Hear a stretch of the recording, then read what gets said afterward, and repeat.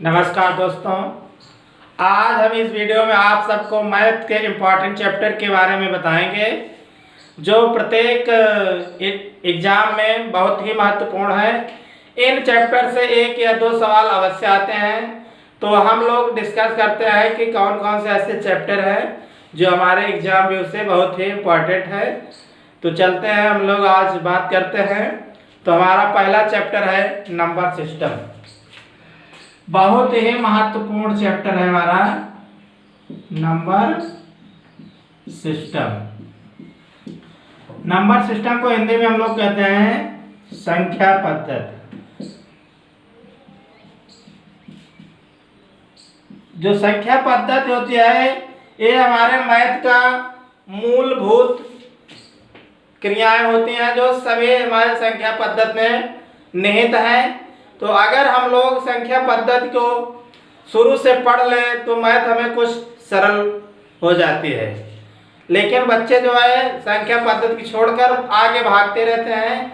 लेकिन हम सभी बच्चों से सलाह देंगे, सलाह हमारा यही है बच्चों से कि प्रत्येक चैप्टर को हल जरूर करें।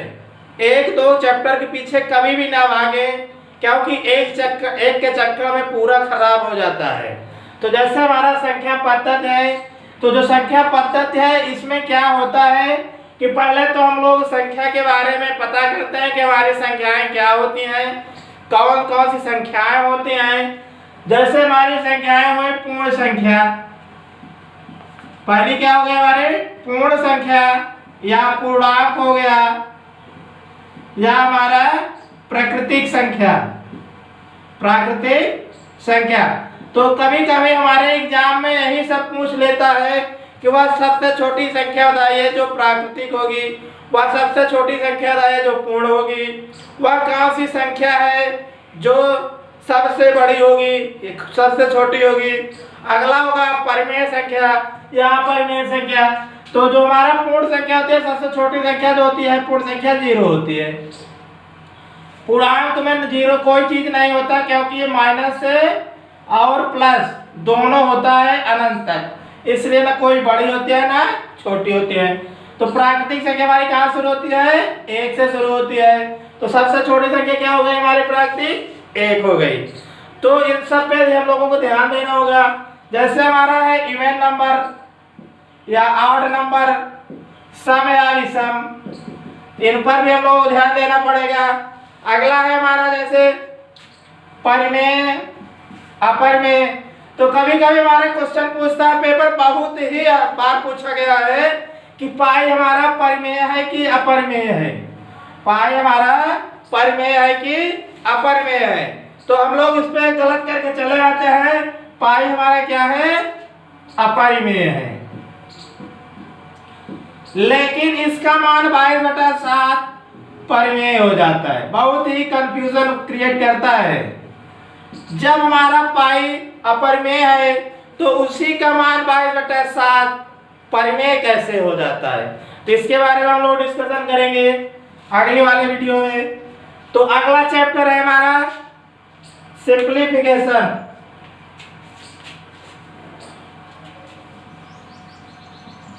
अगला चैप्टर है हमारा सिंप्लीफिकेशन।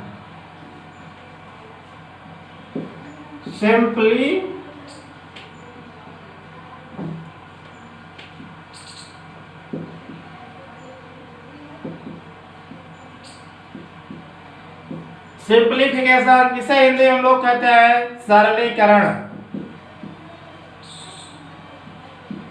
अगर हम लोग संख्या पद्धति पढ़ लेंगे तो आगे बढ़ेंगे सरलीकरण की ओर। तो सरलीकरण की ओर बढ़ते हैं तो हमें कुछ चिन्ह मिल जाते हैं। तो हमारे चिन्ह कितने प्रकार के होते हैं? लगभग हम लोगों ने 4 चिन्हों को पढ़ा है।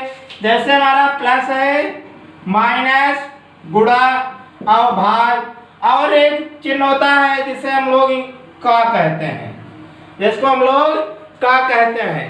का एक ऐसा शब्द है जो हमारे गणित में और बहुत जगह यूज होता है। का काम यही होता है कि जो जिसके साथ रिलेशन होगा उसी के साथ वही कार्य कर देता है।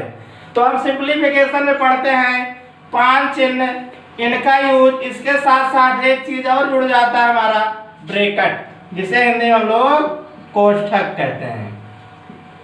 तो इसका यूज करना हम लोग सीखेंगे सरलीकरण में। अगर सरलीकरण हमारा चैप्टर पूरा पूरा बढ़िया तरीके से आ जाए तो लगभग मैथ का 25% कोर्स हमारा पूरा हो जाता है।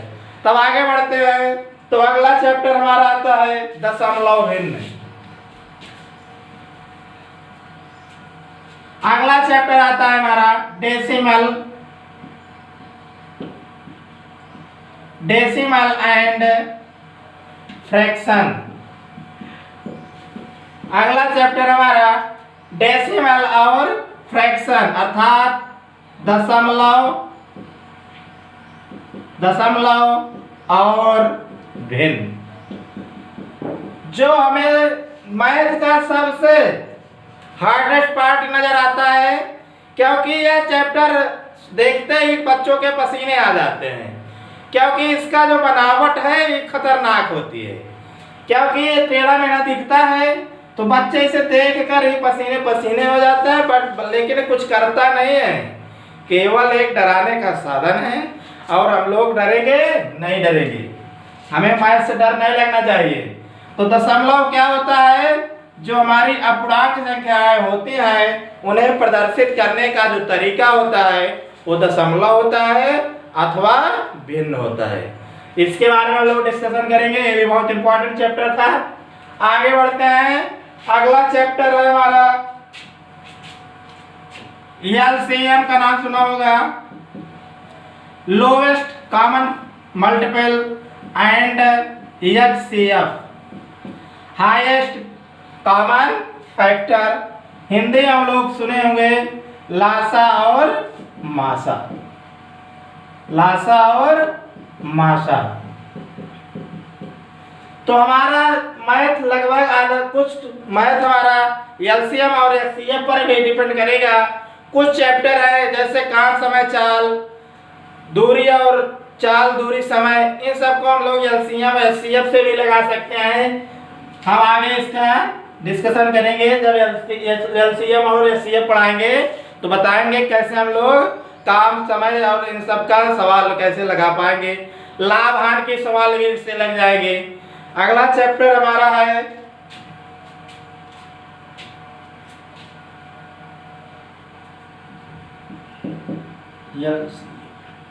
अगला चैप्टर हमारा है रेशियो। अगला चैप्टर है हमारा रेशियो एंड प्रपोर्शन, अनुपात और समानुपात, अनुपात और समानुपात। तो बहुत ही इंपॉर्टेंट चैप्टर है हमारा रेशियो। इसको आप लोग टिक मार लीजिएगा, स्टार बना लीजिएगा, क्योंकि इसमें हम लगभग बहुत से चैप्टर इससे हल करेंगे। जैसे रेशियो तो हमारा हो ही गया। अगला हमारा आता है मिश्रण, मिश्रण हो गया। काम समय चाल हो गया, वर्क एंड टाइम हो गया,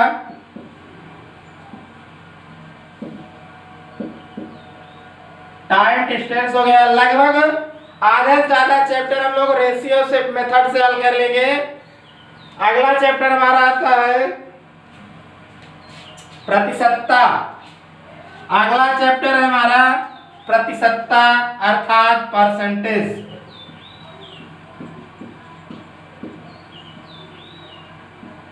आप लोग इसको परसेंटेज अर्थात प्रतिशतता।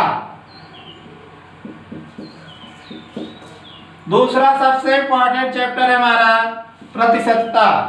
लगभग प्रतिशतता से भी कुछ चैप्टर हल हो जाएंगे। ज्यादा नियम का हम लोग ध्यान नहीं देंगे, ज्यादा नियम नहीं पढ़ेंगे, कम से कम नियम में ज्यादा से ज्यादा चैप्टर हल करने की कोशिश करेंगे।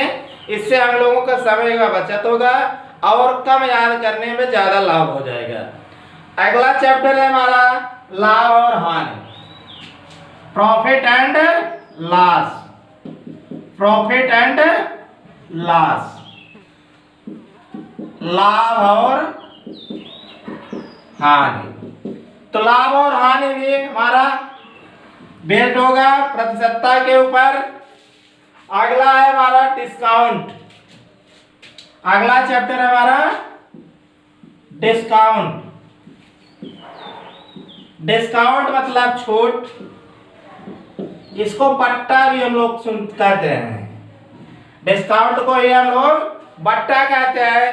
अर्थात हम जो अपने जीवन में, दैनिक जीवन में जो उपयोग करते हैं, कुछ न कुछ सामान रोज खरीदते हैं, तो उस पे क्या छूट मिल रहा है, कितने में मिल रहा है, कैसे मिल रहा है, इसके बारे में इस चैप्टर में हम लोग डिस्कशन करेंगे। अगला आता है हमारा सिंपल इंटरेस्ट, जिसे हम लोग कहते हैं एसआई। सिंपल इंटरेस्ट अर्थात साधारण ब्याज। साधारण ब्याज के बारे में ज्ञात करेंगे हम लोग।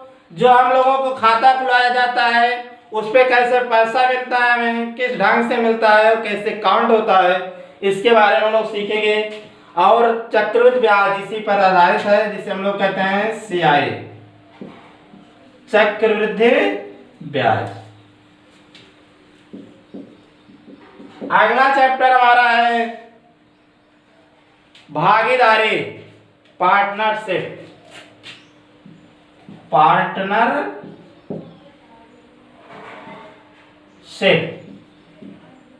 भागीदारी।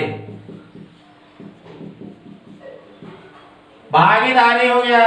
अगला चैप्टर आ जाता है हमारा वर्क एंड टाइम। तो वर्क एंड टाइम जो होता है हमारा चैप्टर, इसमें लगभग बहुत से चैप्टर आते हैं। जैसे हमारा हो गया पाइप एंड टंकी, ऐसे बहुत से चैप्टर आ जाएंगे। अगला आता है हमारा time distance, time distance and speed, समय, दूरी और चाल। इसके बाद हमारा चैप्टर आता है मेंसुरेशन।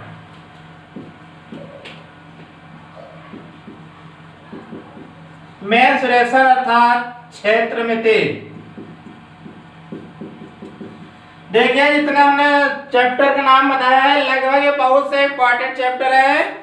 अधिकांश सभी पेपरों में, सभी एग्जाम में एक दो क्वेश्चन सब में से जरूर आते हैं। इसके बाद भी कुछ चैप्टर बचे हैं, जैसे हमारा हो गया वर्ग एंड वर्गमूल, घन एंड घनमूल, और ऐसे बहुत से चैप्टर हैं। जैसे अगला हो गया हमारा ग्राफ्स हो गए, ये सब क्या है। इसके अलावा कुछ चैप्टर्स हैं जो हमारे एग्जाम में उनसे भी पूछे जाते हैं। अगला हो गया हमारा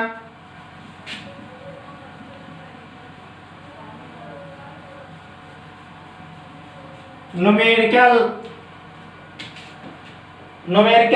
एबिलिटी। इन सब में से भी क्वेश्चन पूछे जाते हैं, लेकिन हमने आपको बताया था कि जो सबसे इम्पोर्टेंट चैप्टर है उसी के बारे में हम लोग आज डिस्कशन करेंगे।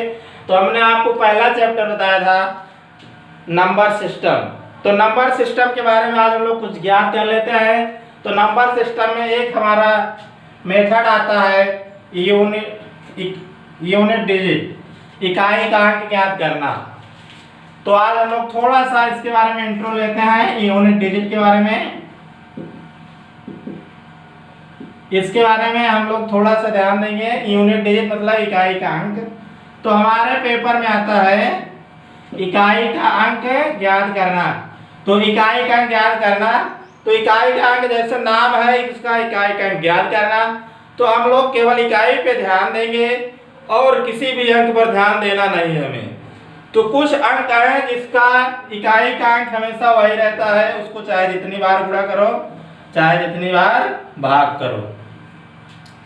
जैसे हमारा है 0, 1, 5, 6। तो आप लोग इसको नोट बना लीजिएगा। 0, 1, 5, 6। 0, 1, 5, 6 का चाहे जितनी बड़ी घात होगी, अर्थात चाहे जितनी बार इनका गुणा होगा आपस में, उनका जो इकाई का अंक होगा वो हमेशा वही रहेगा। तो 0 का 0 होगा, 1 का 1 होगा, 5 का 5 होगा और 6 का 6 होगा। इसके बाद अगला देखेंगे, कुछ संख्याएं हम लोग लेते हैं, उसके बारे में हम लोग डिस्कशन करते हैं, तब हम लोग ज्ञात करेंगे कैसे क्या हो रहा है। जैसे हमारी एक सवाल हो गई है 28 गुणे 35 गुणे 44 गुणे 36।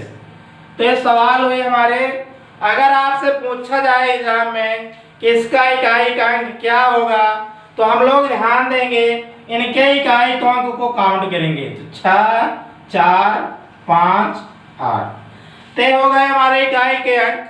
अब इस पे हम लोग ध्यान देंगे, तो हमारा ध्यान आएगा इस पे। तो 6 चौका 24, 24 हो गया। अब क्या करेंगे, 2 को छोड़ देंगे क्योंकि हमने कहा है हमें इकाई ढूंढना है, तो इकाई पर ही ध्यान देंगे। तो हमने क्या किया, 4 का गुणा किया 5 के साथ, तो 4 5 20, फिर इस 2 को हटा देंगे और 0 को ले जाएंगे 8 के साथ। तो 0 में 8 का गुणा करेंगे तो क्या आ जाएगा हमारा 0। तो हमारा पहला नियम क्या है कि सबसे पहले हम लोग देखेंगे कि इकाई का अंक क्या है, उसके बाद उसको आपस में गुणा करेंगे। गुणा करने के बाद देख लेंगे कि हमारा इकाई का अंक क्या है। तो हम लोग इससे एक फार्मूला निकाल ले रहे हैं। इसी सवाल से देखते हैं हमने क्या किया। यहां से देखते हैं 5 को लेते हैं। सबसे पहले 5 को हमने देखा, 5 क्या कर रहा है, अगर 5 का गुणा सम के साथ कर देंगे तो क्या आएगा उसका 0। 5 का गुणा, क्योंकि हमें 5 का पढ़ा आता होगा, 5 का अगर विषम के साथ गुणा करोगे तो 5 आएगा, 5 का सम के साथ गुणा करोगे तो 0 आएगा।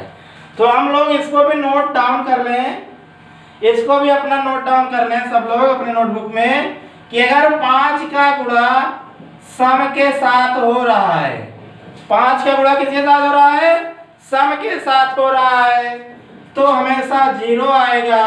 और 5 का गुणा विषम के साथ हो रहा है तो हमेशा 5 जाएगा। तो हम अपना समय यहीं पर लगाए ज्यादा से ज्यादा। अगर हमारा सवाल दिया गया है तो सबसे पहले उस सवाल में ढूंढे क्या 5 है। अगर 5 मिल गया तो बहुत अच्छी बात हो गई, समय हमारा बच रहा है कि नहीं बच रहा है। 5 मिलते ही ढूंढो क्या उसमें कोई सम दिखा, एक भी। अगर एक भी सम दिख जाए तो क्या करना, अगर हमारा सवाल में एक भी सम दिख जाए तो हमें 0 वाले पे तुरंत टिक लगा देना है।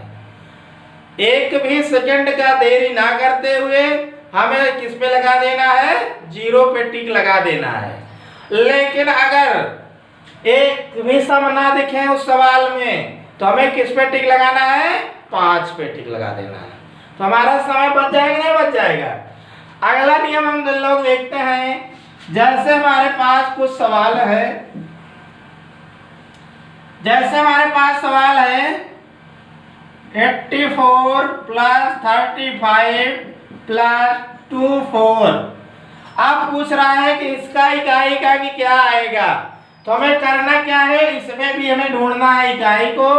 तो 4 में 5 जोड़ देंगे 9 हो जाएगा, 9 में 4 जोड़ देंगे 13 हो जाएगा। तो इकाई का क्या आ जाएगा हमारा 3 आ जाएगा। इसी प्रकार अगली सवाल हम लोग देख रहे हैं 48 माइनस 38।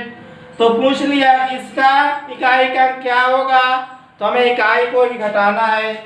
8 में से 8 गया 0, तो इसका इकाई का क्या हो गया हमारा 0। लेकिन ये तो बहुत साधारण सा हो गया, ये ऐसे नहीं पूछेगा आपसे पेपर में। अब कैसे पूछ सकता है, जैसे उसने कोई संख्या दे दिया 2 8 4 5 और इसकी घात उसने कर दिया 1004, 1004 कर दिया। तो हमने आपको अभी ये बताया था कि 0 1 5 और 6 की चाहे जितनी बड़ी घात हो मान उसका वही आना है। तो हमारा क्या है 2845 घात कितने है 1004। तो इसमें इकाई का क्या आएगा हमेशा 5 ही आएगा। समय में नहीं खराब करना है, समय अगर बचाना है हम लोगों को तो ज्यादा से ज्यादा प्रैक्टिस करिए और ये सब बातें याद हो जाएंगी अपने आप। जैसे हमारे पास था 89 पावर 2004। आप बताओ अब 89 को 9 को 2004 बार गुणा करो, करते करते समय समाप्त हो जाएगा तब भी हो नहीं पाएगा। तो इसके लिए एक नियम होता है, जितनी घात होगी, जितनी घात होगी, घात को हम लोग 4 से भाग दे देंगे। घात को किससे भाग देंगे? 4 से भाग दे देंगे। और जो हमारा शेष आएगा, जो यहाँ पे शेष आएगा, उसको उसकी घात बना लेंगे। जो शेष आएगा उसको हम लोग घात बना लेंगे। तो इसका इकाई ना हुआ, अगर यहाँ पे जो शेष आएगा उसको यहाँ पे घात बना लेंगे। बस एक कंडीशन आप लोग याद रखिएगा कि अगर हमारा शेष 0 आता है, अगर शेष 0 आता है हमारा, अगर शेष 0 आता है तो घात क्या हो जाएगी? 4 हो जाएगी। तो घात क्या हो जाएगी? 4 हो जाएगी। तो हम लोग इसमें 4 से भाग दें। अगर आप लोगों को 4 की डिविजिबिलिटी पता होगी, 4 की डिविजिबिलिटी पता होगी, तो हम इसको जल्दी से काउंट कर लेंगे। 4 का डिविजिबिलिटी रूल यहीं पे फॉलो करेगा, 0 और 4 पे। तो 4 से भाग दिया हमने, एक कट जाएगा, शेष क्या बचेगा हमारे पास? 0। तो हमने बताया अगर 0 शेष आ रहा है तो क्या हो जाएगा? 9 पावर 4। तो 9 का गुणा करें, तो हम आपको बता रहे हैं अगर 9 को गुणा करेंगे सम बार गुणा करेंगे तो 1 आएगा, विषम बार गुणा करेंगे तो 9 आएगा। सम बार गुणा करेंगे तो 1 आएगा, विषम बार गुणा करेंगे तो 9 आएगा। हमेशा इसको याद रखिए आप लोग। जितनी चीजें याद रहेंगी सवाल लगाने में उतने ही आसानी होगी। आसानी के साथ साथ आपका समय मैनेजमेंट हो जाएगा। क्योंकि बच्चे यही कहते हैं, हमने जितना बार सुना है कि सर ये सवाल तो आते थे लेकिन समय नहीं मिला। तो हम लोगों को समय ही निकालना है, सवाल को नहीं लगाना है। जितना सवाल लगाने में समय बचेगा हम लोगों को उतना ही आसानी होगा। तो कल के क्लास में हम लोग डिविजिबिलिटी से शुरू करते हैं, विभाज्यता का नियम से, और आज का क्लास इंट्रो के साथ ही हम बंद करते हैं। अगर हमारा ये वीडियो आपको अच्छा लगा हो तो लाइक करें और इसके साथ साथ शेयर कर दें, और जो बच्चे नए हो कृपया इसे सब्सक्राइब कर दें और उसके बगल लगी हुई बेल घंटी को प्रेस कर दें, जिससे हमारे द्वारा बनाए गए वीडियो आपको जल्दी पहुंच जाएगा। धन्यवाद।